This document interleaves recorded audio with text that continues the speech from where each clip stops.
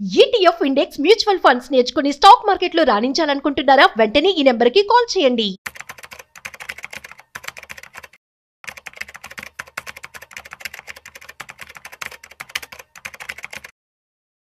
Welcome to Suman TV. Present మనతో ఉన్నారు Bonigala salmon గారు, amphi registered mutual fund distributor. ఆయనతో మాట్లాడదాం.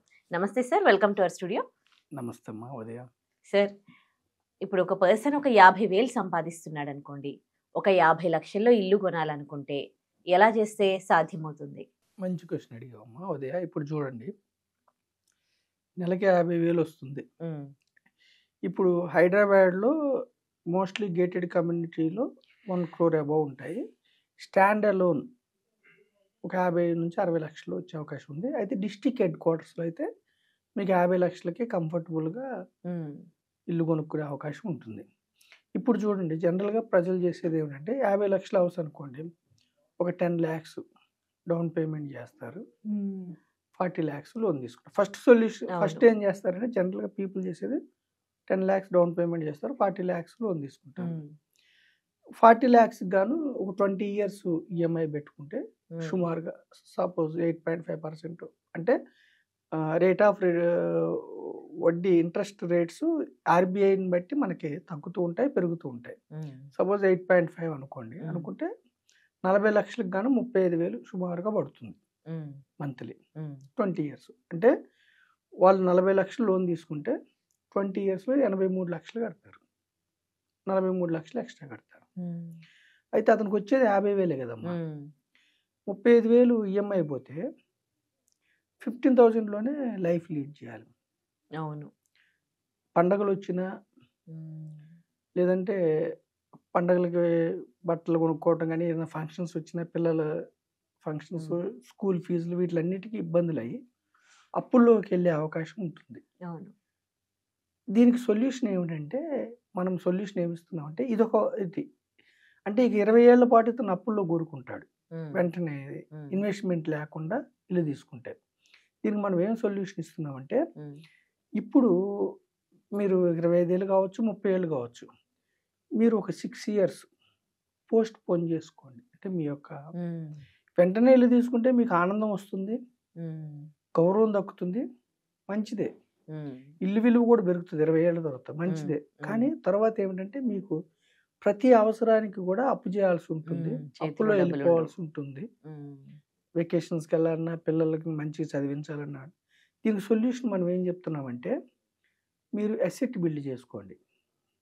రియల్ అసెట్స్, గోల్డ్, ఫిజికల్ అసెట్స్ని గోల్డ్, స్థలాలు, ఇల్లులు, real assets, financial asset build చేసుకోండి. అంటే ఏం చెప్తున్నాం మనం, సొల్యూషన్ ఏం చెప్తున్నాం అంటే, ఫస్ట్ మీరు 10 lakhs డౌన్ పేమెంట్ అన్నాం కదా, ఆ 10 lakhsని మీరు ఇన్వెస్ట్ చేయండి. ఒక 6 సంవత్సరాలు మీరు పోస్ట్ పోన్ చేయండి ఇల్లు కొనుక్కోవటానికి.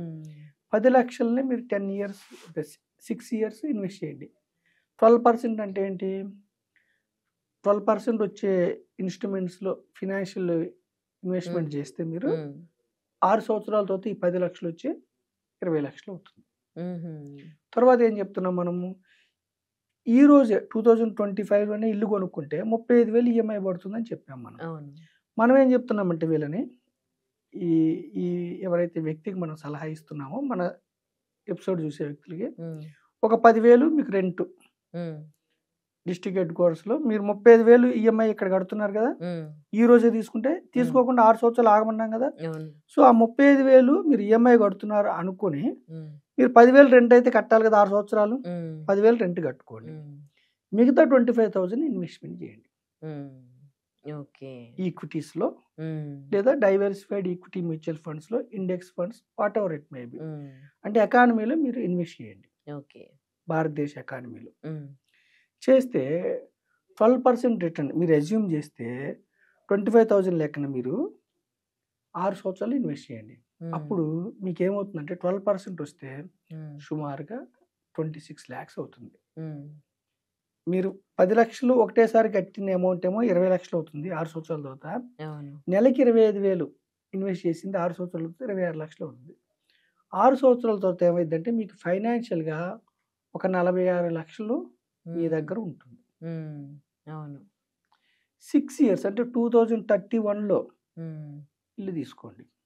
అయితే ఇక్కడ ప్రజలకు వచ్చే డౌట్ ఏమిటంటే 50 లక్షల ఇల్లు అప్పుడు ఏమవుతుంది?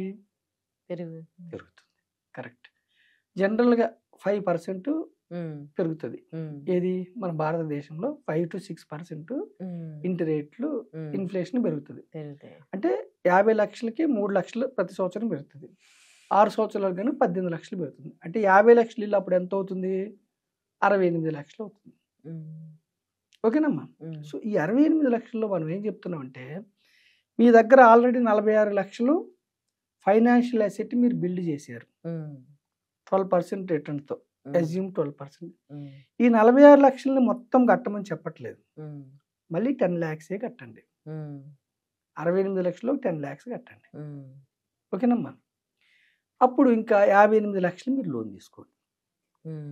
ఈ రోజు ఉన్న మీ 50,000 జీతం కొంచెం పెరిగిన ఒక 5% పెరిగితే కూడా సుమారుగా 60,000 అవుతుంది మీ జీతం. లేదు 50,000 ఉందనుకోండి, 58 లక్షలు లోన్ తీసుకోండి. ఓకేనమ్మా. అప్పుడు మీకు ఒక 60,000 65,000 ఉందనుకోండి జీతం, 85% లోన్ తీసుకుంటే మీకు 58 లక్షలకు కానీ మీకు 50,000 ఈఎంఐ పడుతుంది 20 years టర్మ్ పెట్టుకుంటే. ఇక్కడ మీకు 46 లక్షల్లోంచి 10 లక్షలు డౌన్ పేమెంట్ కట్టారు. ఇంకెంత ఉంది? 36 లక్షలు ఉంది. 36 లక్షల్లో నుంచి ఈక్విటీ మ్యూచువల్ ఫండ్లో SWP అని ఒక కాన్సెప్ట్ ఉంది, సిస్టమాటిక్ విత్డ్రాల్ ప్లాన్. సుమారుగా ఒక 30,000 నెల వెనక్కి తీసుకోవచ్చు. అంటే మీకు పడే ఈఎంఐ 50,000కి మీ యొక్క ఫైనాన్షియల్ అసెట్ 30,000 ఈఎంఐ మీకు కట్టేస్తుంది. ఇంకా మీకు 20,000 ఎక్స్ట్రా మీ చేతిలోంచి పడుతుంది. ఓకే అమ్మా. మీరు బిల్డ్ చేసిన డబ్బు 36 లక్షల్లోంచి నెలకు 30,000 ఈఎంఐ ఈ ఫైనాన్షియల్ అసెట్ మీకు కడుతుంది. మీ శాలరీలోంచి 20,000 పడుతుంది. ఓకేనా? అప్పుడు ఒక 10 years కట్టిన తర్వాత ఈ 36 లక్షలు మళ్ళీ ఒక 3 to 4% SWP తీసుకున్న తర్వాత కూడా ఇది గ్రో అవుతుంది లాంగ్ టర్మ్ లో. సుమారుగా ఒక 10 years తర్వాత ఈ 36 లక్షలు వచ్చి 50 లక్షలు అవుతుంది. అప్పుడు మీ టోటల్ ఈఎంఐ ఈ ఫైనాన్షియల్ అసెట్ కట్టేస్తుంది. మీ జీతం ఫ్రీ అయిపోతుంది.